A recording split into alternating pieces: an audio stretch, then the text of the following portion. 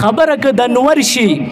نو نور هم مخلوق دی او دا تمام کائنات او دا تمام مخلوقات دا د پیغمبر علیہ السلام تابعدار دی. لکه یو ځل حضور علیہ السلام تلو خیبر تا او په خیبر کې د مازیګر د منځونو نه پس داسې نا وخت ټیم او ماښام ته نږدې په دغه وخت کې حضور علیہ السلام سفر سره ستړی شوی نو کېناستل حضرت علی رضی الله عنه ورسره او په دغه وخت کې حضور علیہ السلام ډډه واچولا او د حضرت علی رضی الله عنه په پتون مبارک باندې حضور علیہ السلام خپل سر مبارک اولګو او په دې کې د حضور علیہ السلام سترګې مبارکې ورلې او د شو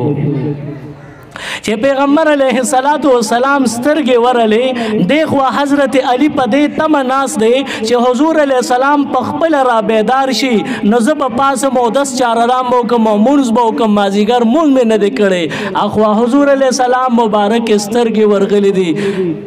دغه چې ماخام نور پریوت او حضور علیہ السلام اسرا بیدار شو د حضرت علی نه تپوس کوي علی نن د مازیګر مونږ کړه دی نو حضرت علی وته فرمایي دا الله محبوب ما مونږ نه دی کړي خو تعالی مې خوب کې خلل نه چو د دې د وجه زخ وزیدم نه مونږ قضا شو خو چې سا خوب خراب نشي خلل پکې را نشي پیغمبر علیہ السلام وته فرمایي علی د مازیګر په صحیح وخت کې دا مونږ کول غواړي حضرت علی فرمایي غواړم چې په صحیح ټیم باندې وشي نو حضور علیہ السلام د قبلې طرف ته چې کم نور پریوتو هغه ته دوه غوتو باندې اشاره وکړه چې واپس راوګرځا حضور علیہ السلام چې د نور ته اشاره وکړه ناګانه د قبلې د طرف نه دا نور پریوتلی واپس پر اوچته دو شو او دومره اوچت شو چې عائشه بیبي فرمایي وي مونږ په هر طرف باندې په دې غرونو باندې د نور رڼا او د نور ګرمواله اولیدو نو معلوم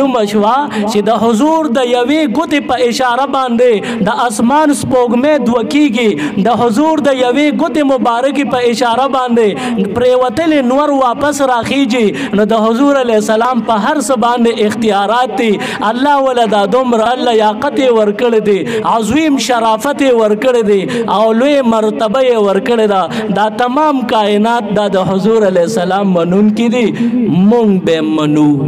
मज़ीद Islamic videos देखने के लिए हमारे YouTube चैनल दीन और दुनिया को ज़रूर सब्सक्राइब करें और बेल आइकन ज़रूर प्रेस करें ताकि हमारी हर एक वीडियो की नोटिफिकेशन आपको मिल सके.